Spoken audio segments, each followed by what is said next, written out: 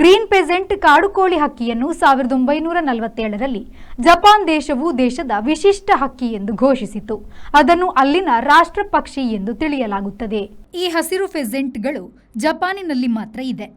ಹುನ್ಶ್ಯೂ, ಶಿಕೋಕು, ಕುಶ್ಯೂ ಮುಖ್ಯ ಮತ್ತು ಕೆಲ ಸಣ್ಣ ದ್ವೀಪಗಳಲ್ಲಿ ಇದೆ. ಹಸಿರು ಮುಖ್ಯವಾಗಿ ನೀಲಿ ಜೊತೆಗೆ ಚೆಲುವಿನ ಬಣ್ಣವನ್ನು ಹೊಂದಿದೆ. ಹೆಣ್ಣು ಹಕ್ಕಿ ವಿಶೇಷವಾಗಿ ಕುತ್ತಿಗೆ ಬಳಿ ಬಿಳಿ ಪುಕ್ಕವನ್ನು ಪಡೆದಿದೆ. ಸಣ್ಣ ಜೀವಿಗಳು, ಕೀಟ ಮತ್ತು ಕಾಳು ತಿನ್ನುವ ಇವುಗಳು ನಿರ್ವಂಶದತ್ತ ಸಾಗಿದೆ. ಜಪಾನ್ ಸರ್ಕಾರವು ಈ ಕಾಡು ಜೀವಗಳನ್ನು ಈಗ ಸಾಕಿ ಬೆಳೆಸಲು ಪ್ರಯತ್ನ ನಡೆಸಿದೆ. ಬ್ಯೂರೋ ರಿಪೋರ್ಟ್, ವಿ4 ನ್ಯೂಸ್, ಟೋಕಿಯೋ.